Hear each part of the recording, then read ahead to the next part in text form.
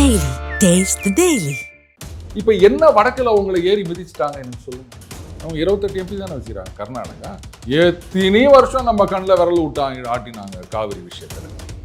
இவ்வளோ ஏன் முல்லைப்பெரியாறு அதில் எவ்வளோ நமக்கு டார்ச்சர் கொடுத்துருக்காங்க கேரளா. அவங்க 20 நம்ம 40. 20 பெருசா 40 பெருசா? ஆனால் இந்த 40 ஒன்றும் பண்ண முடியலையே 20. இப்போ இந்த மாதிரி வடக்கு ஆதிக்கம் அப்படின்னா எந்த விதத்தில் ஆதிக்கம்னு எனக்கு பதில் சொல்லுங்கன்னா இன்னி வரைக்கும் யாராலையும் சொல்ல முடியாது. சரி, இங்கே 39 இருக்கு, பிரதம மந்திரி சொல்லிட்டாரு இது இன்க்ரீஸ் ஆகுமே தவிர எதுவுமே டிக்ரீஸ் ஆகாது அப்படின்னு. கோவாவில் எத்தனை எம்பி? 2 எம்பி இருப்பாங்களா? நார்த் ஈஸ்டில் பல மாநிலங்களில் 1 எம்பி 2 எம்பி இப்படி தானே இருக்காங்க. அவங்க இன்னைக்காவது நாங்கள் தமிழ்நாட்டில் 39 பேர் இருக்கிறாங்க, நாங்கள் 2 பேர் தான் இருக்கோம், எங்கள் குரல் ஒலிக்கவே இல்லையே அப்படின்னு யாராவது எங்கேயாவது கேட்டிருக்காங்களா? நீங்கள் எத்தனை பேர் இருக்கீங்கன்றது இங்கே இஷ்யூ இல்லை. ஒரே ஒருத்தர் இருந்தால் அங்கே போய் என்ன குரல் கொடுக்குறீங்க, எதுக்காக குரல் கொடுக்குறீங்க அப்படின்றது தான் முக்கியம். போன உடனே அவங்க தலைவருக்கு துதி பாடுவது அப்படின்றத மட்டுமே நீங்கள் குறியாக இருந்தீங்கன்னா மாநிலத்துக்கு இது வரைக்கும் அவங்க இங்கே என்ன சாதிச்சிங்க அப்படின்னு கேளுங்க.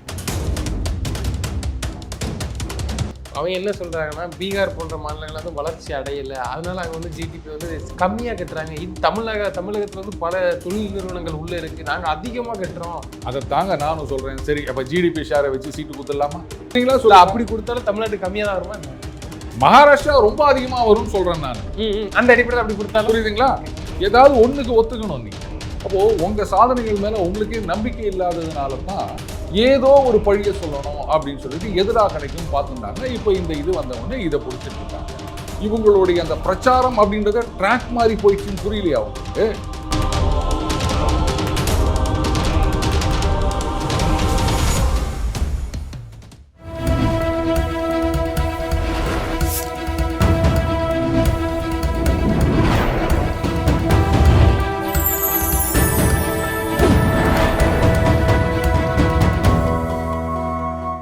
சேனல் 5 தமிழ் நேயர்களுக்கு வணக்கம். இன்றைய நேர்காணல் நம்மோடு பேச இருப்பது டெய்லி பஞ்ச் அருண் அவர்கள். சார் வணக்கம். சார் வணக்கம் ரூபன். சார், இந்த பெண்களுக்கான 33% இடஒதுக்கீடும் அப்புறம் தொகுதி விரிவாக்கம் இது நேற்று விவாதம் நடந்துச்சு பார்லிமெண்ட்ல. இன்னைக்கு அந்த வாக்கெடுப்பு கொண்டு வராங்க. ஆகச்சிறந்த பேச்சாளர்கள், ஆகச்சிறந்த அறிவாளிகள், தமிழ்நாட்டை சேர்ந்த எம்பிக்கள், நாடாளுமன்ற நாயகர்கள்லாம் சொல்லக்கூடியவர்கள்லாம் நேற்று விவாதங்களை பார்த்துருக்கோம். எப்படி பார்க்குறீங்கன்னு கேட்கவா இல்லை எப்படி கேட்குறீங்கன்னு கேட்கவா? நீங்கள் எப்படி வேணால் கேளுங்க. நான் 2 உதாரணம் சொல்கிறேன். அதாவது இந்த தொகுதி மறுசீரமைப்பு இது அந்த சென்சஸ் படி நடக்கணும். ஏற்கனவே 2 தடவை 25 வருஷம் தள்ளி வச்சுட்டாங்க. அது இப்போ 2026 முடியுது. இப்போ மறுபடியும் தள்ளி வைக்கலை அப்படின்னு சொன்னால், பாராளுமன்றத்தில் மெஜாரிட்டியோட இதை தள்ளி வைக்கலை அப்படின்னு சொன்னால் ஆட்டோமேட்டிக்காக அது ட்ரிகர் ஆகிடும். அப்போ டீலிமிட்டேஷன் அப்படின்றது லேட்டஸ்ட் சென்சஸ் என்னவோ அதன் அடிப்படையில் தொகுதிகளை மறுசீரமைக்க வேண்டும். இதுதான் நடைமுறை. அதை யாராலும் தடுத்து நிறுத்த முடியாது. சரி, இப்போ இந்த ஒரு சட்ட திருத்தம் கொண்டு வராங்க. அதில் பெண்களுக்கு 33% கொடுக்கணும், அதனால் அதை 50% இன்க்ரீஸ் பண்ணணும் அப்படின்லாம் சொல்லிட்டு இருக்காங்க. இதெல்லாம் கூடாது அப்படின்னு சொன்னால் சரிங்க, இன்னைக்கு பாராளுமன்றத்தில் கொண்டு வர மசோதா எல்லாத்தையும் அப்படியே நிறுத்திடலாம், விட்டுருங்க. என்ன ஆகும் தெரியுமா? கரெக்டாக அந்த 2026 அந்த 25 வருஷம் தள்ளி வச்சது முடிஞ்சிடும். அதுக்கப்புறம் சென்சஸ் படி, மக்கள் தொகைப்படி இப்போ இருக்கிற 543 தொகுதிகளை நீங்கள் சீரமைக்கணும் அப்படின்னு சொன்னால் தமிழ்நாடு மாதிரியான மாநிலங்களுக்கு இடம் குறையும். இதைத்தான் நீங்கள் எதிர்பார்க்குறீங்களா? அப்படி இல்லைன்னா நீங்கள் பார்லிமெண்ட்டில் முழு மெஜாரிட்டியோட இதை 25 வருஷம் தள்ளி வைக்கணும். அதுக்கு உங்களுக்கு மெஜாரிட்டி இருக்கா? இப்போது அடுத்த கேள்வி, நாங்கள்லாம் குடும்ப கட்டுப்பாட்டை தீவிரமாக கடைப்பிடித்தோம், அதனால் எங்களுக்கு இந்த மாதிரி பழி வாங்குறீங்களா அப்படின்னு கேட்குறாங்க. இன்னும் சில பேர் ஜிடிபி, அதில் ஒவ்வொரு மாநிலத்துடைய ஷேர் எவ்வளவோ அதன்படி கொடுங்கோ அப்படின்னு. இது எப்படி இருக்குதுன்னா, ஒரு குடும்பத்தில் அப்பா அவருடைய சொத்து பாகப்பிரிவினை பண்ணும்போது நல்ல வசதியாக இருக்க பிள்ளைக்கு நிறையவும், கொஞ்சம் கஷ்டப்படுற பிள்ளைக்கு கம்மியாகவும் கொடுத்தா ஒத்துப்பீங்களா?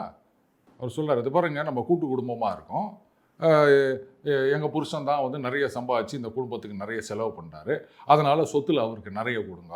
இதோ 2வது புள்ள வந்து ஒரு மெக்கானிக்காக தான் இருக்கார், நிறைய சம்பளம் கிடையாது, அவர் வந்து குடும்பத்துக்கு பெருசாக கான்ட்ரிபியூட் பண்ணுறது கிடையாது, அதனால் அவருக்கு சொத்தில் கம்மி பங்கு கொடுங்கன்னு சொன்னால் ஒத்துப்பீங்களா? சரி, எல்லாத்துக்கும் மேலே சமீபத்தில் காங்கிரஸ் கட்சியில் வந்து அந்த 28 சீட்டு, அதில் 27 தான் முதல்ல அலாட் பண்ணாங்க.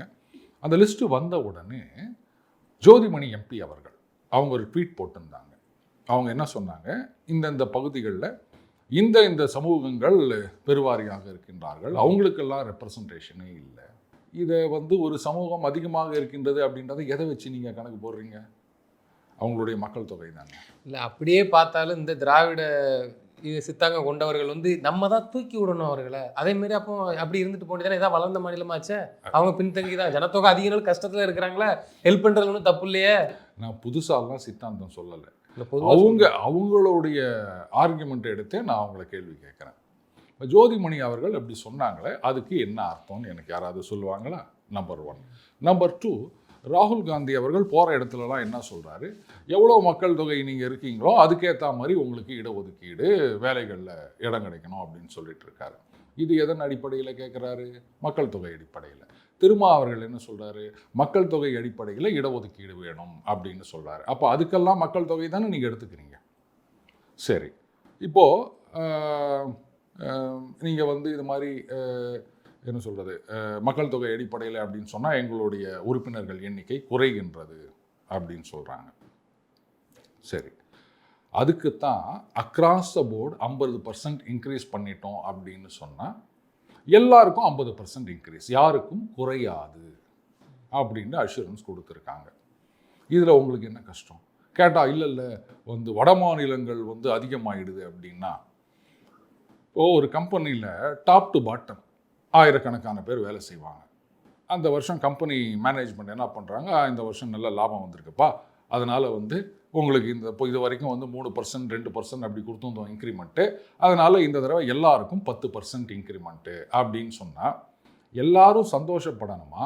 அதை விட்டுட்டு என்னையா அந்த ஆள் மேனேஜராக இருக்கான், 1 லட்ச ரூபா சம்பளம் வாங்குறான், அவனுக்கு 10,000 ரூபாய் ஏறுது, இவன் வந்து 50,000 தான் வாங்குறான், இவனுக்கு 1,500 ரூபா தான் ஏறுது, அவன் 20,000 ரூபா வாங்குறான், அவனுக்கு 3,000 ரூபா தான் ஏறுது, இது போங்க இல்லையா அப்படின்னு யாராவது கேட்பாங்களா?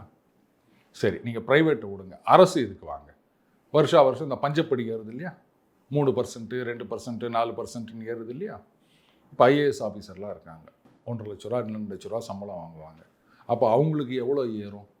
கடைநிலை ஊழியர்னு இருக்காங்க, 20,000 ரூபா சம்பளம் வாங்குவாங்க, 3% அப்படின்னா 600 ரூபா ஏறும். அதே 2 லட்ச ரூபா வாங்குறவங்களுக்கு 6,000 ரூபா ஏறுதா 3%னா? அப்போ அங்கே போயிட்டு இருந்தாங்க, ஆல்ரெடி அவர் 2 லட்ச ரூபா வாங்கிக்கிறாரு, அவருக்கு 6,000 ரூபா, இவருக்கு 600 ரூபா தானே, இந்த வித்தியாசம் ஒத்து வராது, எல்லாருக்கும் ஒரே மாதிரி ஏற்றுங்க, இல்லாட்டா டிஏவே கொடுக்காதீங்கன்னு யாராவது சொல்கிறோமா? இது என்ன லாஜிக்னு எனக்கு புரியல. இதுக்கு அவங்க முக்கியமாக சொல்கிற காரணம் என்னென்னா, வடக்கின் ஆதிக்கம் அதிகமாகிவிடும் அப்படின்னு.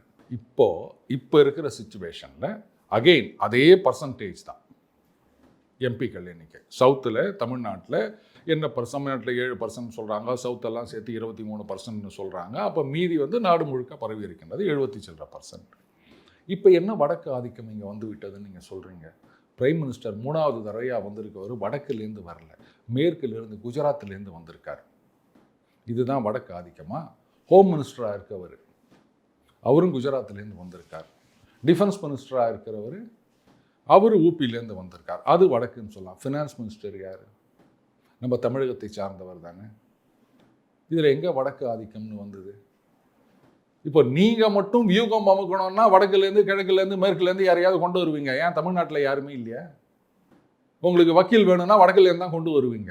இங்கே இருக்கிறவங்க யாராவது சொன்னாங்களா, எங்கள் கட்சியிலேயே வழக்கறிஞர் அணின்னு எவ்வளோ பெரிய ஒரு அணி இருக்குது, இதுதான் வந்து மூத்த அணி, ஸ்ட்ராங்கான அணி வழக்கறிஞர் அணின்றது. திமுக அதிமுக 2 கட்சியிலையும் சரி. நம்மளெல்லாம் விட்டுட்டு நீங்கள் எங்கள் வடக்குலேருந்து இருக்க வக்கீலை கொண்டு வந்து கேஸை நடத்துறீங்க. அப்போ இது வடவர் ஆதிக்கம் இல்லையா? ஒரு குழு போடுறாங்க, எதுக்கு? பொருளாதாரத்தை மேம்படுத்துவதற்கு அப்படின்னு. அந்த குழுவில் யாரை போடுறாங்க? வடக்கு அதிகாரிகளையா? அதெல்லாம் வந்து உங்களுக்கு வடவர் ஆதிக்கமாக தெரியலையா?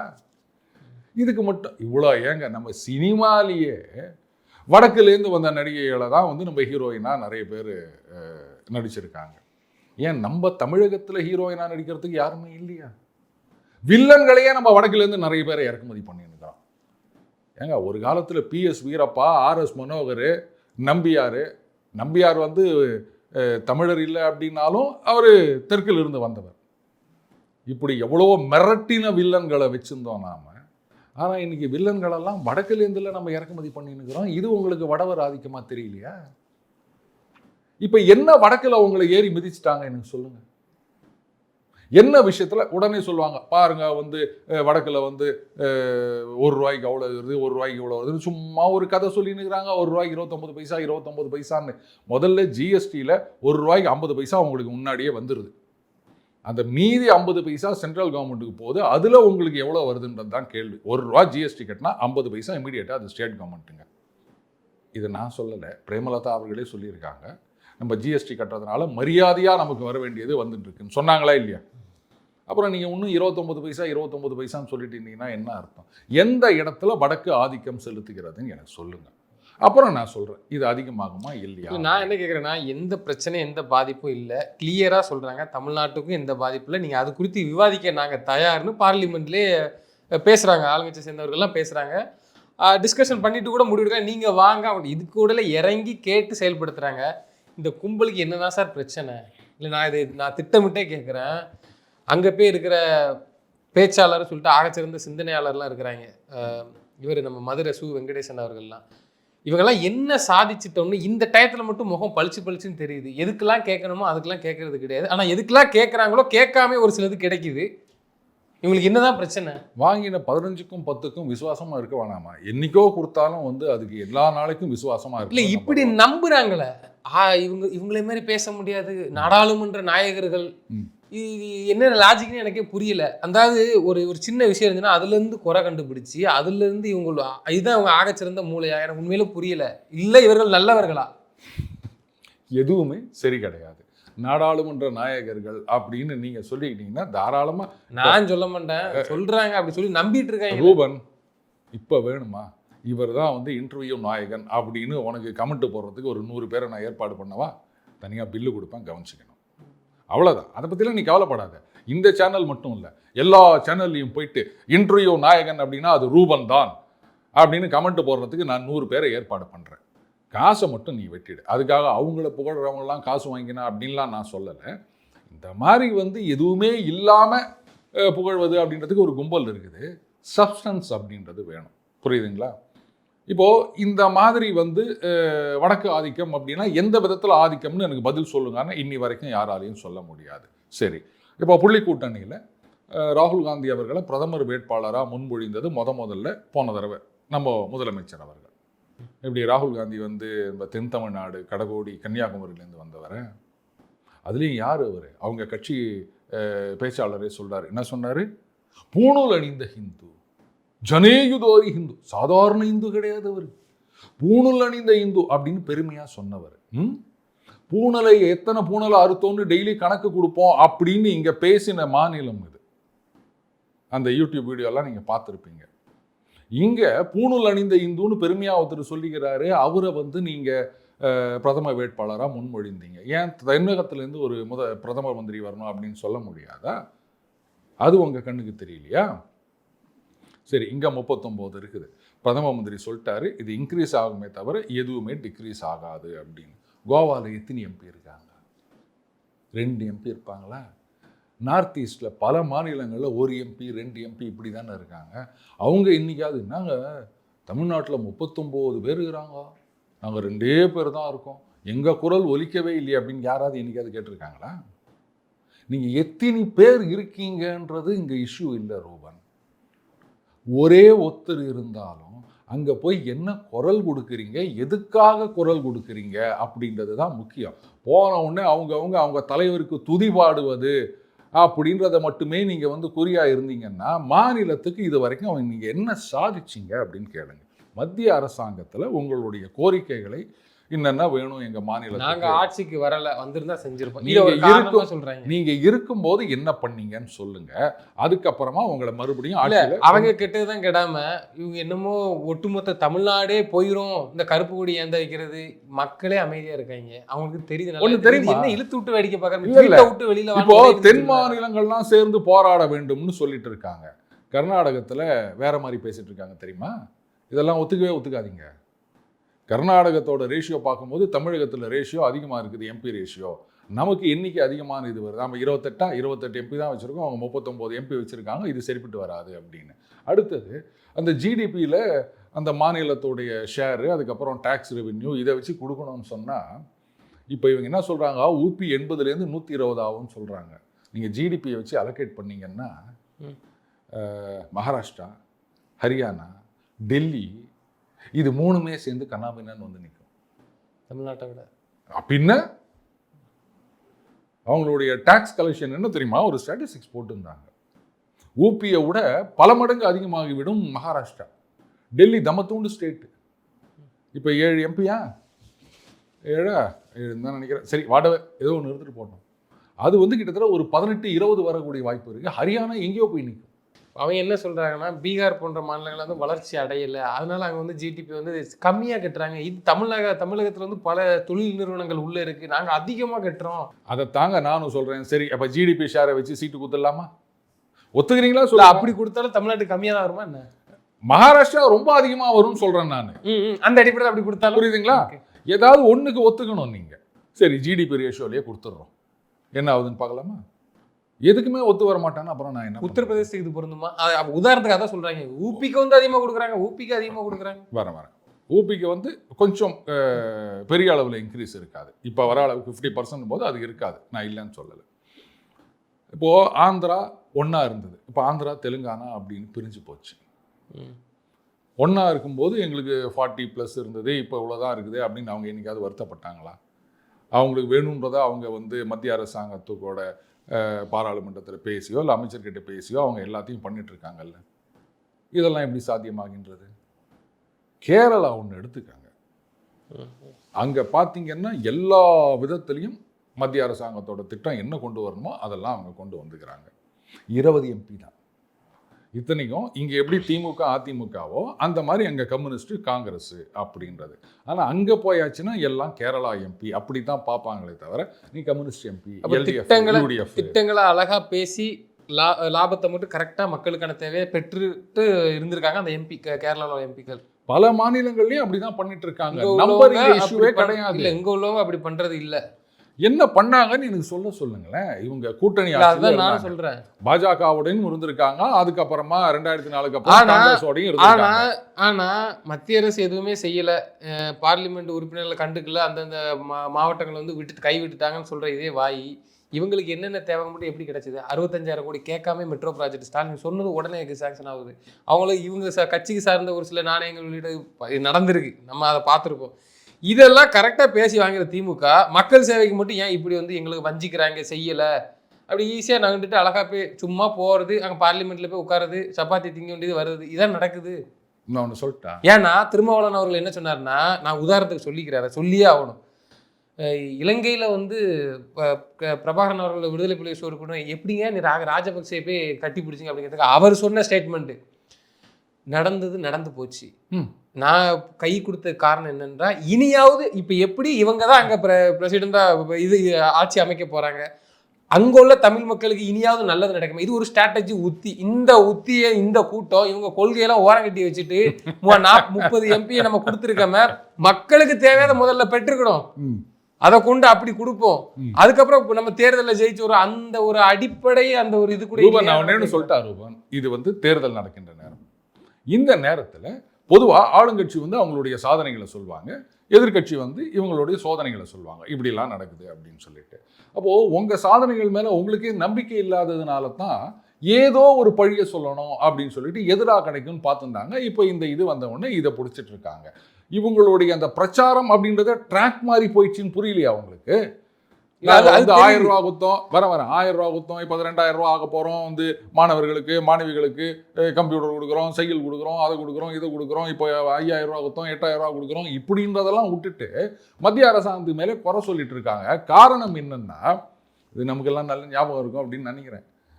பரீட்சையில் எழுதி முடிச்சிட்ட பிறகு மார்க் ஷீட் கொடுப்பாங்கல்ல, என்ன பண்ணோம், திங்கக்கிழமைக்கு கொடுக்குறாரு அப்படின்னு சொன்னால் நம்ம வியாழக்கிழமையிலேருந்து வீட்டில் ஆரம்பிச்சிருவோம். அந்த வாத்தியார் சரியில்லை, டியூஷன் போகிற பசங்களுக்கு மட்டும் நல்லா அனுப்புறாரு, டியூஷன் போகாதவங்களுக்குலாம் இது மாதிரி பண்ணுறாரு அப்படின்னு வியாழக்கிழமை புதன்கிழமையிலேருந்து ஆரம்பிச்சிருவோம். ஏன்னா திங்கக்கிழமை பேப்பர் வரும், கொண்டு போய் கொடுத்தா பாஸ் மார்க் வாங்கியிருந்தாலே அதிகம். என்னடானா, நான் தான் அன்றைக்கே சொன்னேன்ல அந்த வாத்தியார் சரியில்லை, டியூஷன் படிக்கிறவங்கள தான் மார்க் போடுறாரு அப்படின்னு குறை சொல்கிறதுக்கு. அப்புறம் எங்கள் அப்பா சொல்லுவார், நீ ஒழுங்காக படிக்காமல் வாத்தியார் மேலே பழி போடுறியா அப்படின்வாரு. இன்றைக்கி அந்த மாதிரி தான் பண்ணிட்டு இருக்காங்க. இப்போது எதிர்கட்சி இதில் பிஜேடி, பிஜு ஜனதாதள், அவர் வந்து ஆதரிக்கிறேன்னு சொல்லியிருக்கார். இதுக்கு என்ன சொல்லுவீங்க?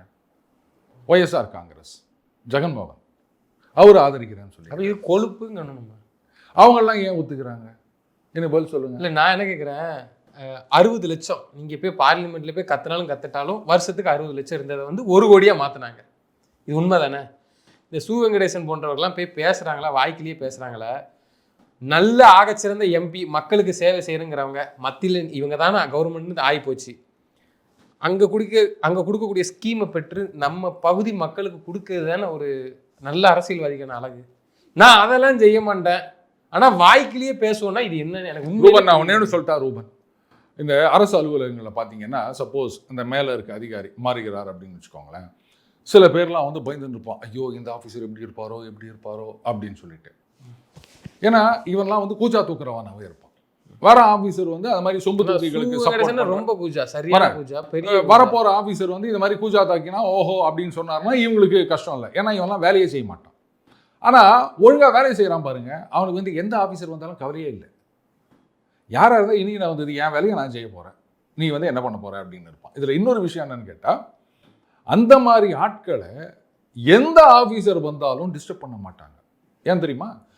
சப்போஸ் இந்த கூஜா தூக்கிகளை சுற்றி வச்சிருக்க, ஜால்ரா கும்பலை சுற்றி வச்சிருக்க ஆஃபீஸர் கூட வச்சுப்போமே, வந்த உடனே அவங்களுக்கு தெரிஞ்சிடும் எவன் கூஜா, யார் யாரெல்லாம் ஒழுங்காக வேலை செய்கிறவன் அப்படின்னு சொல்லிட்டு. அந்த வேலை செய்கிறவன் சில நேரங்களில் ஏதாவது ஆமாம் இவனெல்லாம் ஒரு ஆஃபீஸரா அப்படின்னு வெளில பேசியிருந்தா கூட, இது ஒரு காதில் வந்து விழுந்தா கூட அவங்க தொடவே மாட்டார். ஏன் தெரியுமா? கூஜா இங்கே பக்கத்தில் இருக்கட்டும், ஆனால் அவன் அங்கே இருந்தால் அவன் தான் ராஜா, வேலை நடக்கும். அவனை தூக்கிட்டா வேலை நடக்காது அப்படின்றது அவருக்கு தெரியும். ஸோ வேலை செய்கிறவனுக்கு எந்த அதிகாரி வந்தாலும் பிரச்சனை இல்லை, வேலை நடந்துகிட்டே இருக்கும். அந்த மாதிரி நீங்கள் மாநிலத்தை ஒழுங்காக முன்னேற்றணும் அப்படின்னு நினச்சிங்கன்னா, உங்கள் கூட்டணி கட்சியாக இருந்தாலும் சரி, எதிர்கட்சியாக இருந்தாலும் சரி, யார் ஆட்சிக்கு வந்தாலும் உங்களுக்கு பிரச்சனை இல்லை. நீங்கள் வந்து இங்கே நாங்கள் இப்படித்தான் அப்படின்னு நினச்சிருந்தீங்கன்னா உங்கள் கூட்டணி ஆட்சியே இருந்தால் கூட ஒன்றும் பிரயோஜனம் இல்லை. இதுக்கு மேலே நான் என்ன சொல்லணும் ரூபன்? நான் கேட்குறதெல்லாம் இதுதான். நீங்கள் வந்து கூட்டணி ஆட்சியில் எத்தனை வருஷம் இருந்தீங்க? பாஜக, அதிமுக, இது காங்கிரஸ், 2 பேரோடையும் நீங்கள் இருந்தீங்க. மந்திரி பதவியெல்லாம் வாங்கிட்டு இருந்தீங்க. திமுக அதுவும் இதுதான் வேணும் அப்படின்னு கேட்டு வாங்கினீங்க. கொள்ளையடி இருக்கு. இப்போது இங்கே அங்கேருந்து துணை முதலமைச்சர் வர கர்நாடகத்திலேருந்து, மேகதாதுவை கட்டியே தீர்வோம், தமிழ்நாட்டுக்கு தாங்க அதில் ரொம்ப பிரயோஜனம் அப்படின்னு சொல்கிறாரு. 2 பேரும் ஒரே கூட்டணியில் தானே இருக்கீங்க. கேட்டால் இல்லை மத்திய அரசு தான் முடிவெடுக்க வேண்டும். அவங்க எதுக்குங்க முடிவெடுக்கணும்? இதே திருமா அவர்கள் ஒரு தடவை என்ன தெரியுமா சொன்னார்? கர்நாடக விசிகா கர்நாடகத்தின் நலன்களுக்குத்தான் குரல் கொடுப்பார்கள்னு சொன்னார். கர்நாடகத்தில் எத்தனை எம்பி இருக்காங்க, எத்தனை எம்எல்ஏ இருக்காங்க விசிகாவுக்கு, எத்தனை நிர்வாகிகள் இருக்காங்க கர்நாடகத்தில் விசிகாவுக்கு சொல்லுங்க. ஒருவேளை கர்நாடகத்தில் ஒரு 10 எம்எல்ஏ இருக்காங்க, 4 எம்பி இருக்காங்க அப்படின்னு சொன்னால் கூட இதில் ஏதோ ஒரு நியாயம் இருக்குது, ரைட்? அது கர்நாடக விசிகா, இது தமிழக விசிகா அப்படின்னு. அங்கே ஒன்றுமே கிடையாது, ஏதோ பேருக்கு ஒரு கட்சின்னு வச்சுன்னுக்கிறாரு. ஆனாலும் அவர் சொல்கிறாரு கர்நாடக விசிகா கர்நாடக நலன்களுக்காகத்தான் குரல் கொடுப்பார்கள் அப்படின்னு. அப்போது இங்கே வந்து ஒரே கூட்டணி கட்சியில் உக்காந்துக்கின்னு நம்ம தமிழக விவசாயிகள் வயிற்றில் அடிக்கிற மாதிரி நாங்கள் மேகேதாது அணையை கட்டியே தீர்வோம் அப்படின்னு ஒருத்தர் சொல்கிறாரு. இதில் எங்கே வடவர் ஆதிக்கம் வந்தது? கர்நாடக ஆதிக்கம் தானே இருக்குது. அவங்களோட தானே நீங்கள் கூட்டணி வச்சுருக்கிறீங்க. இதுக்கு என்ன பதில் சொல்லுவீங்க? வடக்குலேருந்து யாரும் வந்து மேகேதாது அணையை கட்டுவோம்னு சொல்லலை. பாஜக அங்கேருந்து வந்து இங்கே கட்டியே தீரணும்னு சொல்லலை மத்திய அரசாங்கம். உங்கள் கூட்டணியில் இருக்க யாரை வந்து நீங்கள் பிரதம மந்திரி வேட்பாளர் அப்படின்னு முன்மொழிஞ்சிங்களோ, எந்த கூட்டணி கட்சியில் இருக்கவங்களுக்காக நீங்கள் மற்ற மாநிலங்களுக்கெல்லாம் போய் பிரச்சாரம் பண்ணுறீங்களோ, அந்த காங்கிரஸ் அவங்க தான் மேகேதாது அணையை கட்டியே தீர்வோம்னு சொல்கிறாங்க. இதில் வடக்கு எங்கே வந்தது? கர்நாடகம் தானே ஆதிக்கம் செலுத்தி கொண்டு இருக்கின்றது. அத்தனைக்கும் அவங்க 28 எம்பி, நம்ம 39 எம்பி. இத்தனை வருஷமாக தானே இருக்குது. ஆனால் காவிரி விஷயத்தில் எவ்வளவு வருஷங்கள் பிரச்சனை நடந்தது. காரணம் என்ன? இங்கே கலைஞர் அவர்கள் வந்து அந்த காவிரி ஒப்பந்தம் ஆரம்ப காலத்தில் 70களில் அவர் ஒத்துக்கினது தான். இதில் எங்கே வந்து வடக்கு ஆதிக்கம் வந்தது? எனக்கு யாராவது பதில் சொல்லுங்க. இப்போ புரியுதுங்களா? நம்பர் ஒரு இஷ்யூ கிடையாது. நாம் எப்படி வேலை பார்க்குறோன்றது தான் இங்கே முக்கியம். அவங்க 28 எம்பி தானே வச்சுக்கிறாங்க கர்நாடகா.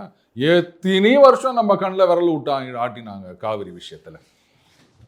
28 பெருசா 39 பெருசா, பாண்டிச்சேரியோடு சேர்த்து 40. இதில் கேரளத்துக்கும் அதில் ஏதோ இருக்குது, அதனால் அது ஒரு 20.